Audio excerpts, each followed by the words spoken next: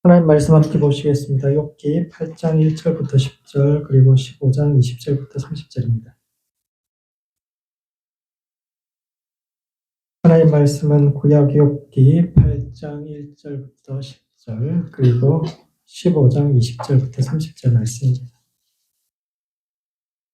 욥기 8장 말씀부터 한 절씩 교독하시겠습니다. 제가 먼저 읽겠습니다. 수아 사람 빌닷이 대답하여 이르되 같이 읽겠습니다. 내가 어느 때까지 이런 말을 하겠으며 어느 때까지 내 입의 말이 거센 바람과 같겠는가. 하나님이 어찌 정의를 굽게 하시겠으며 전능하신 이가 어찌 공의를 굽게 하시겠는가. 내 자녀들이 주께 죄를 지었으므로 주께서 그들을 그 죄에 버려두셨나니 내가 만일 하나님을 찾으며 전능하신 이에게 간구하고 또 청결하고 정직하면 반드시 너를 돌보시고 내 의로운 처소를 평안하게 하실 것이라. 내 시작은 미약하였으나 내 나중은 심히 장대하리라. 청하건대 너는 옛 시대의 사람에게 물으며 조상들이 터득한 일을 배울지어다. 우리는 어제부터 있었을 뿐이라 우리는 아는 것이 없으며 세상에 있는 날이 그림자와 같으니라. 그들이 내게 가르쳐 이르지 아니하겠느냐. 그 마음에서 나오는 말을 하지 아니하겠느냐. 거기까지 읽고 15장 20절부터 30절 말씀 단절씩 교독하시겠습니다. 15장 20절 말씀부터 제가 먼저 읽겠습니다. 그 말에 이르기를 악인은 그의 일평생의 고통을 당하며 포악자의 횟수는 정해졌으므로 그의 귀에는 무서운 소리가 들리고 그가 평안할 때 멸망시키는 자가 그에게 이르리니 그가 어두운 데서 나오기를 바라지 못하고 칼날이 숨어서 기다리느니라. 그는 헤매며 음식을 구하여 이르기를 어디 있느냐 하며 흑암의 날이 가까운 줄을 스스로 아느니라. 혼란과 역경이 그를 두렵게 하며 싸움을 준비한 왕처럼 그를 쳐서 이기리라. 이는 그의 손을 들어 하나님을 대적하며 교만하여 전능자에게 힘을 과시하였음이니라. 그는 목을 세우고 방패를 들고 하나님께 달려드니 그의 얼굴에는 살이 찌고 허리에는 기름이 엉겼고 그는 황폐한 성읍 사람이 살지 아니하는 집 돌무더기가 될 곳에 거주하였음이니라. 그는 부유하지 못하고 재산이 보존되지 못하고 그의 소유가 땅에서 증식되지 못할 것이라. 함께 읽겠습니다. 어두운 곳을 떠나지 못하리니 불꽃이 그의 가지를 말릴 것이라. 하나님의 입김으로 그가 불려가리라. 욥기는 이제 욥과 세 친구의 대화가 이제 줄을 이루고 있는데, 세 친구가 각각 세 번씩의 대화로 이루어져 있는데, 셋이라는 것은 뭐 충분하게 대화한다 그런 의미를 가지고 있고, 그 세 번의 대화 그리고 세 친구의 견해 자체가 점점점 발전하는 그런 경향을 하나의 방향성을 가지고 있는데, 욥기의 말씀이 오늘을 살아가는 우리의 삶과 신앙이 던지는 의미가 무엇인지에 대해 함께 생각해보는 시간을 갖도록 하겠습니다. 첫 번째, 참된 지혜가 어떤 것인지를 고민해야 합니다. 빌닷은 너는 옛사람에게 물으며 조상들이 터득한 일을 배우라. 왕골이 진펄이 아닌 데서 자라겠으며 갈대가 물 없는 곳에 자라겠느냐라고 질문하는데, 이는 첫 번째, 새 친구는 세 가지 지혜의 전통을 대변하며 지혜가 발전해 가는 그 과정을 쭉 이야기해 주는 사람들입니다. 욥의 고난에 대해서 친구들이 이제 각자의 생각, 왜 이 삶에 이런 고난이 있는가에 대해서 이야기하는데, 가장 먼저 이야기하는 사람이 엘리바스인데, 이 사람이 가장 나이가 많다는 것은 가장 오래된 지혜라는 뜻입니다. 그러면 인간의 지혜 중에 가장 오래된 지혜 전통이 뭘까요? 그 영적 지혜입니다. 엘리바스가 이제 처음 이야기를 할 때 그렇게 이야기하거든요. 내가 하나님 같은 분이 꿈에 이제 잠이 들락말락 할 때니까 이제 꿈은 아니고 깊은 기도 속에서 천사 같은 이가, 하나님 같은 이가 내 앞에 왔다 갔다 하는 것을 보았다. 이렇게 이야기하는데, 이게 이제 이 사람이 영적 지혜자라는 그런 뜻입니다. 예, 인류가 가장 먼저 이제 바라보았던 지혜, 그것이 이제 신적인 존재, 인간 너머의 어떤 존재, 영적인 세계를 만나면서 쭉 갖게 되는 지혜인데, 그 사람이 이제 그런 이야기를 하죠. 하나님 앞에서 깨끗할 사람이 누가 있겠느냐. 네가 뭔가 잘못을 저질렀기 때문에 하나님께서 고난을 주신 게, 이게 이제 이 사람의 영적 지혜입니다.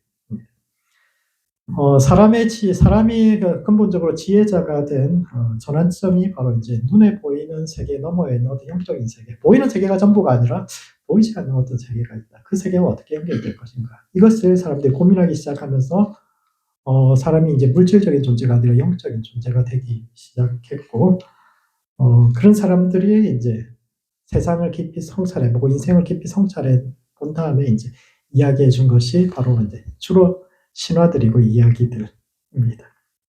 별자리와 관련된 수많은 이야기나 노아의 홍수도 여러분 자세히 읽어보시면 그런 이야기들로 가득 차 있습니다.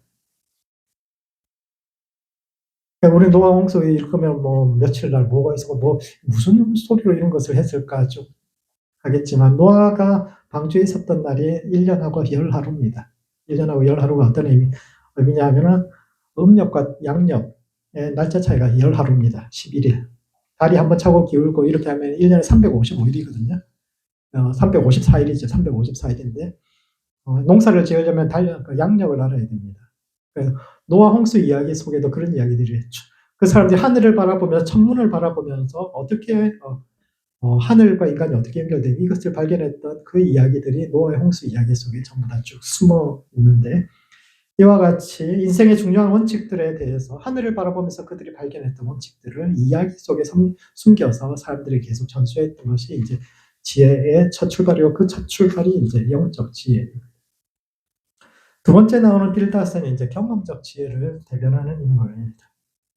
오늘 함께 읽었던 본문에서 빌닷은 우리는 어제부터 있었다라고 이야기하는데, 이런 인간은 지극히 짧은 시간만을 살다 가기 때문에 그 시간 동안 우리가 보고 경험하는 것이 전부가 아니기 때문에 조상들의 지혜를 배워야 한다라는 것이 이 사람의 주장. 세월이 주는 지혜를 철이 든다고도 하고 연륜이라고도 하는데, 나무의 나이테가 늘어나듯이 인생의 나이테가 늘어날수록 쌓이는 경험이 곧 지혜요. 그것이 세월이 세상을 이해하는 지혜를 줍니다. 맞습니까? 아닙니까? 세월이 지혜를 주죠. 오늘날 세상의 변화가 빨라지면서 과거의 지혜가 다 죽은 지혜가 되어가고 있습니다. 옛날에 나이 들면 사람들이 노인이 되면 점점 지혜로워진다고 사람들이 쭉 생각했고, 그래서 노인들을 존중했는데 요즘은 어떻게 생각합니까? 나이 들어가서 꼰대라고 막 이야기하고, 나이 들수록 새로운 것을 받아들이지 못하고, 진짜 지혜라는 것은 새로운 것이지 과거에 있지 않다라고 생각하지만, 그럼에도 불구하고 여전히 이 시대에도 어떤 분야에서든 이론으로는 전할 수 없는 경험의 영역에 속한 부분들, 그걸 노하우라고 이야기하죠. 모든 영역에 있어서 노하우가 있습니다. 그 경험적인 지식, 이론으로 알 수 없는, 오랫동안 그 일을 해보면서 알 수 있는 그것을 가진 사람이 최고의 지혜자가 되고, 그런 점에서 경험적인 지식은 여전히 중요한 지혜 전통 중에 하나입니다. 마지막으로 등장하는 소발은 이제 합리적인 지혜를 대변하는 인물입니다. 욥기에서 엘리바스와 빌닷은 3번씩 말하는 데 비해 소발은 이제 2번만 이야기하고 마는데, 이것은 소발의 지혜가 비교적 늦게 탄생한 지혜요. 독립적인 지혜라기보다는 경험적 이전의 지혜에서 파생된 지혜라는 뜻인데, 현대적인 관점에서는 합리론이라고 이야기할 수 있고, 이것은 인과관계, 즉 원리가 규명된 확실한 진리를 이야기하는 사람. 어떤 사람이 사과나무를 지나가는데 그 사람이 지나갈 때마다 사과가 하나씩 떨어진다고 생각해 봅니다. 그러면 경험적인 지식은 어떻게 이야기할까요? 저 사람과 사과나무가 떨어지는 것에 어떤 관계가 있다. 저 사람이 지나가면 관계가 있다. 사람들은 그 경험이 있으니까 그것을 지혜로 인정을 하지만, 합리적인 지식은 그것을 인정하지 않습니다. 왜냐하면 저 사람이 지나갈 때만 그 일이 일어나는지, 다른 사람이 지나가도 사과가 떨어지는지, 그리고 그 사람이 오렌지 나무를 지나갈 때도 그런 일이 일어나는지, 아니면 포도나무가 지나가는데 그 일이 일어나는지, 그것도 규명해 봐야 되고, 따라서 한두 번의 경험으로 그것이 반복된다고 해서 그것을 인정하지 않아요. 뿐만 아니라 그 사람이 지나가는 것과 사과가 떨어지는 것의 어떤 원인과 결과가 우연히 같이 일어나는 거죠. 아무리 100번을 지나갈 때마다 사과가 떨어진다고 해도 원인이 규명되지 않으면 그것을 지식이라고 이야기하지 않습니다. 그래서 뭔가 저 사람이 지나갈 때 어떤 이유가 있어서 떨어지게 된 그 원리를 규명해서 알 수 있는 그것을 참된 지혜라고 이야기하고, 그것이 오늘날의 합리적인 지혜이고 과학적 진리인데, 이와 같이 인간의 지혜는 영적인 지혜에서 경험적인 지혜로, 그리고 합리적인 지혜로 쭉 발전해 왔습니다. 두 번째, 그런데 욥기는 과연 인간의 지혜가 발전해 왔는가? 그리고 후기에 나온 지혜가 진짜 지혜인가에 대해서 질문하고 있습니다. 인간의 지혜는 하늘을 바라보면서 별들이 어떤 모양을 하고 있고 저 별들 속에는 어떤 이야기가 숨어 있는가, 그런 것으로부터 이제 지혜가 시작되거든요. 호랑이가 막 잡으러 왔는데 오누이가 막 도망가다가 나무 위에 올라갔다가 결국은 저 하늘에 올라가서 별이 되었다, 이런 이야기. 지금 이 들어보면 뭐 황당하죠. 사람이 어떻게 별이 되냐, 뭐 그런 이야기예요.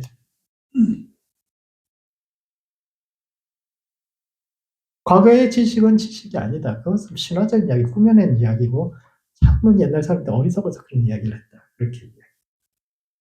그래서 그것보다는 경험을 통해서 축적되고 발전된 자기들의 노하우를 거쳐서 원리를 규명하고 언제 어디서나 반복되고 예측할 수 있는 합리적인 지혜, 새로운 지혜가 진짜 지식이고 지혜다 이야기하는데, 정말 지혜는 발전해 왔고 현대의 지혜가 진짜 지혜일까에 대해서 질문합니다.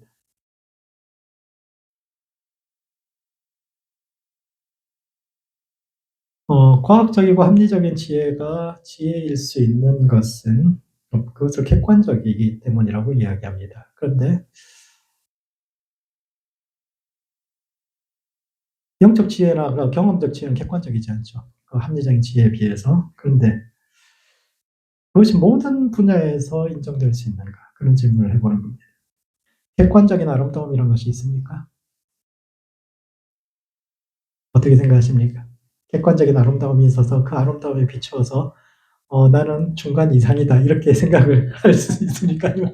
나는 그 객관적인 잣대에 비추어 객관적인 아름다움이라는 것이 존재합니까? 아름다움이라는 것을, 또 좋은 인생이라는 것을, 훌륭한 인생이라는 것을 객관적인 기준을 가지고 등수를 매길 수 있는 겁니까? 중국의 4대 미인 중에 한 사람인 양귀비의 그림을 보신 적이 있습니까? 보면 아마 깜짝 놀랄 거예요. 얼마나 포동포동하고 달덩이같이 생겼는지. 너무너무 지금 이 시대의 기준으로 보면은 깜짝 놀랄 정도. 예. 아마도 그 시대에 다들 못 먹어서 삐쩍 말랐으니까 통통한 여자가 예쁘다고 생각해. 그게 달덩이 같은, 옛날에 미인의 기준이 그거예요. 달덩이 같은 그런 사람이 미인이었던 거예요. 오늘날에 보면은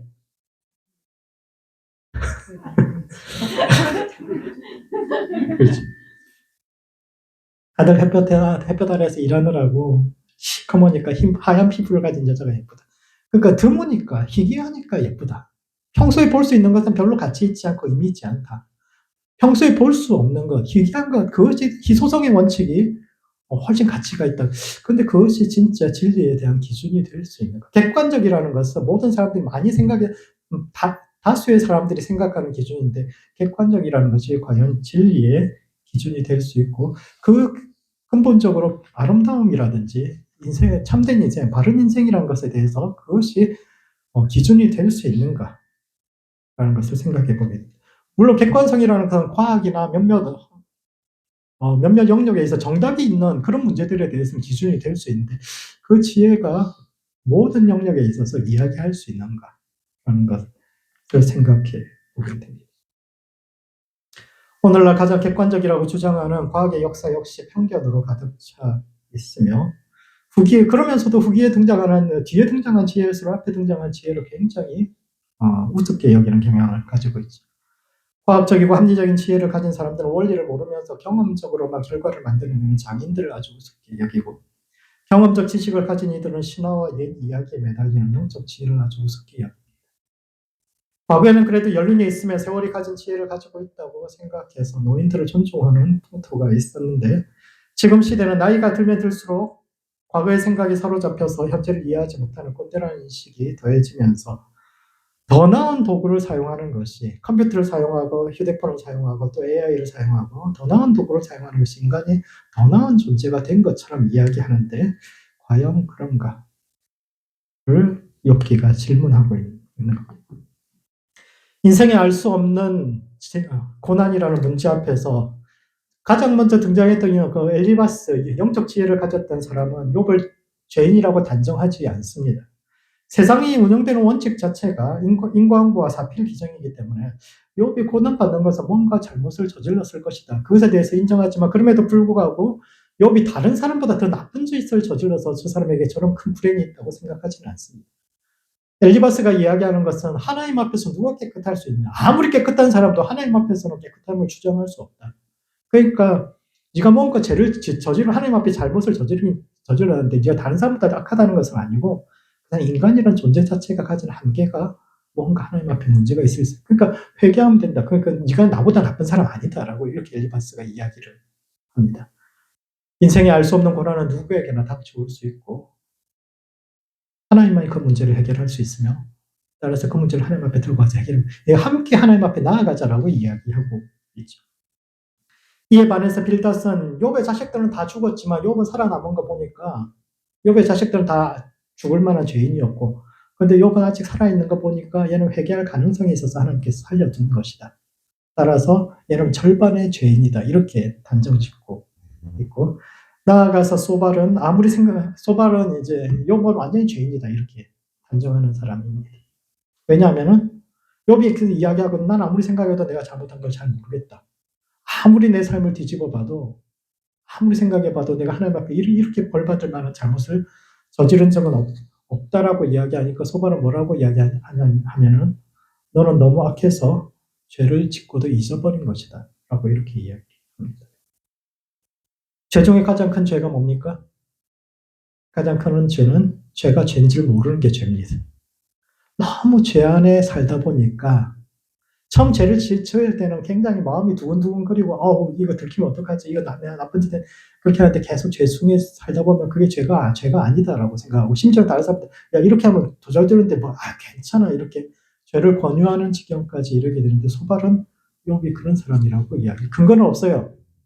다만 그의 인생에 있어서 그런 고난이 닥쳤기 때문에 근데 자기가 뭘 잘못했는지 모르겠다고 이야기하니까 너는 죄가 뭔지도 죄인지도 모르고 잊어버릴 만큼 그만큼 큰 죄인이다 라고 이야기하는데 이것이 지혜가 가진 속성입니다.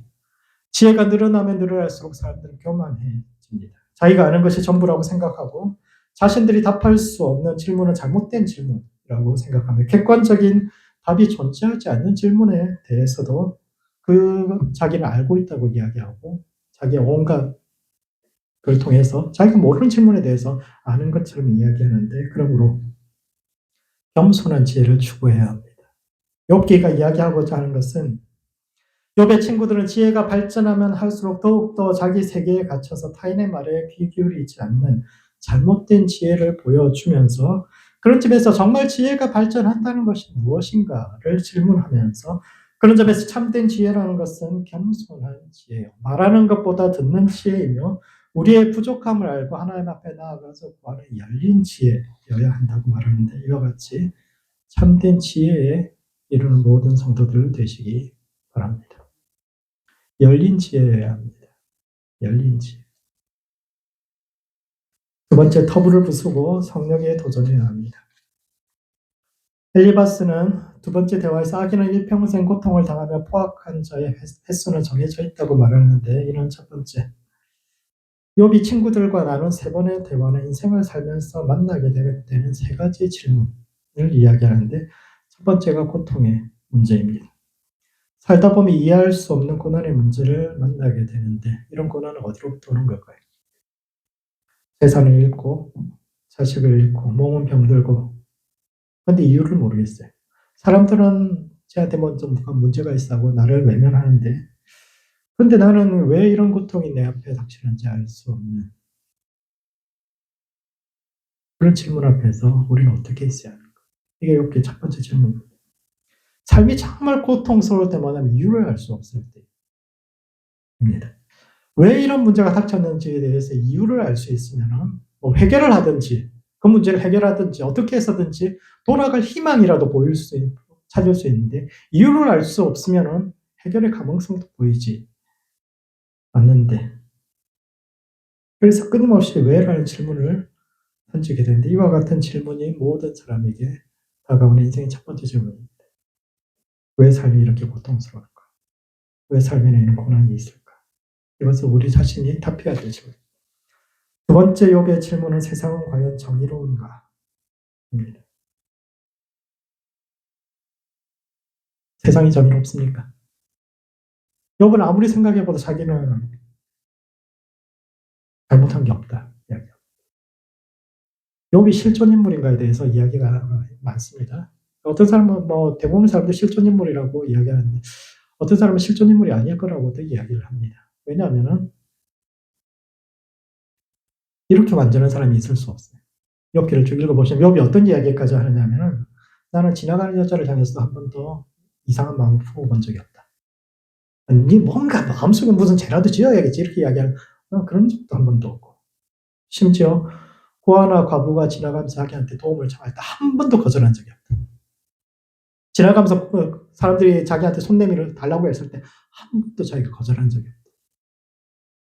심지어는 땅도 6년이 지나면 한 해 쉬도록 안식년을 베풀었다. 성경이 이야기하는 것, 도덕이 이야기하는 것 하나도 어김없이 자기가 다 했다. 이렇게 이야기해요.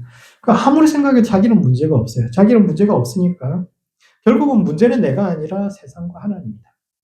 그래서 이제 그런 결론에 도달을 하게 됩니다. 욥기에서는 두 번째 대화가 가장 중요한데 그는 하나님께 소송하겠다 이렇게 이야기합니다. 나는 이 문제를 가지고 하늘 법정에 가서 하나님과 한번 다퉈봐야겠다. 아무리 생각해도 나는 내가 뭐 잘못했는지 모르겠으니까 하나님 법정에 서셔서 나하고 대화하자 이렇게 소송하자 이렇게 이야기하는데 그 소송에서 욥의 친구들이 이렇게 이야기합니다. 악인은 일평생 고통당하며 포악자의 횟수는 정해져 있다. 나쁜 놈들이 잘 먹고 잘 사는 것 같지만 이것은 잠시일 뿐이요. 시간이 지나면 그 사람들 다 벌받는다. 인과응보와 사필기정이 세상에 정해진 이치라고 이야기하는데 이에 대해서 욥은 내가 아무리 봐도 나쁜 놈들이 더 잘 먹고 잘 살더라. 나쁜 놈들이 벌받게 뭘 벌받아. 죽을 때까지도 편안하게 죽고 자손 3, 4대가 지나가도 계속적으로 잘 먹고 잘 사는 의인의 자녀들은 유리 걸식하고 오히려 악인의 자녀들은 잘 먹고 잘 사는 것. 세상에 정의가 어디 있냐. 그것은 진짜 세상은 그렇지 않다. 이렇게 이야기하는데 여러분 어떻게 생각하십니까? 진짜 주변을 한번 둘러보십시오. 가만히 생각해 보십시오. 주변에 진짜 악인이 벌을 받는 것이 진짜인지 아니면은 의인이 상 받는 것이 진짜인지 같은 이야기죠. 진짜 세상은 정의롭습니까? 아니면은 나쁜 놈들이 끝까지 잘 먹고 잘 사는 그런 세상입니까? 옆에 진짜 그런 사람이 있어요. 아니, 우리 어떤 기대나 소망 말고 현실을 냉정하게 봤을 때, 우리가 그런 걸 바라잖아요. 정의가 이루어지길 바라지만, 그렇다면 현실적으로도 꼭 나쁜 사람들이 꼭 잘 먹고 잘 사나? 어떤 것이 사실이라고 생각해요? 욥과 친구들이 이 문제 가지고 계속 다투고 있거든요. 욥의 친구들은 악인들이 잘 사는 거 금방이라고. 곧 저 사람들 벌 받는다고. 세월 지나서 생각해 보라고. 지난 50년 전에 그렇게 잘 살았던 사람 중에 지금 잘 살고 있는 사람 누가 있냐. 나쁜 짓 하고 잘 사는 사람, 계속 잘 먹고 잘 사는 사람 누가 있냐. 이렇게 이야기하는데, 여러분, 그런 사람들이 있던데 이렇게 이야기하거든요. 여러분들 주변에 보면 어떠세요? 어떤 것이 진실입니까? 사람들이 이 둘 중에 어떤 것이 진실이냐, 이렇게 질문하는데, 제가 생각할 때는 사람들이 이건 정해져 있는 것이 아니라 사람들이 무엇을 진실이라고 믿느냐가 굉장히 중요한 것 같습니다. 다수의 사람들이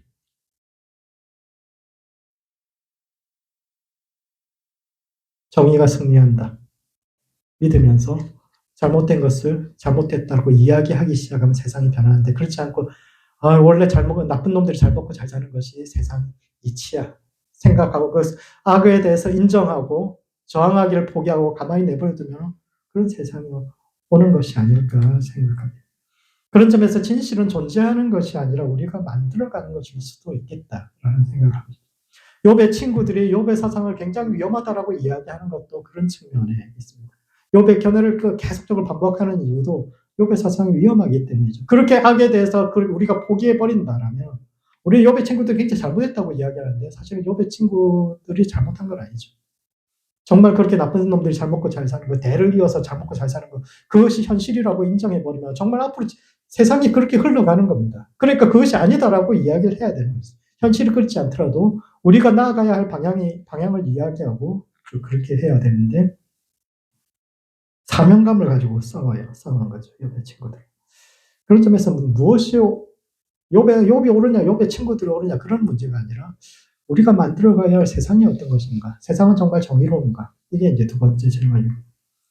욥의 세 번째 질문은 하나님은 기도에 응답하시는가? 욥은 끊임없이 하나님께 질문합니다. 하나님, 내가 뭘 잘못했습니까? 내게 어떤 잘못이 있길래 이렇게 하시는지.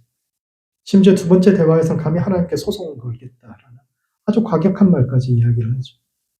그런데 그렇게 해서라도 하나님으로부터 어떤 답을 받고 싶은 것이 욥의 심정인데 이와 같이 하나님은 말씀하시는 분이신지 그리고 그분이 답하지 않는 시간 속에서 우리는 어떻게 살아가야 하는지를 질문하는데 이 세 가지 질문이 오늘 우리 각자에게 던져진 질문이기도 합니다. 하나님은 왜 삶의 고난을 주시는가? 하나님 세상은 정의로운가? 하나님은 정의로운가? 하나님은 기도에 응답하시는가? 이 세 가지 질문에 대해서 욥기를 아무리 읽어보셔도 이것에 대해서 명확한 답을 찾지 못해요. 왜냐하면 이 질문에 대한 답은 우리 각자가 해야 하는 것이기 때문에.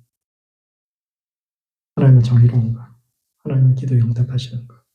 우리 삶의 고난은 왜 오는 것인가? 이건 우리 각자가 응답해야 할 질문입니다. 마지막으로 믿음 위에 삶을 건축해야 합니다.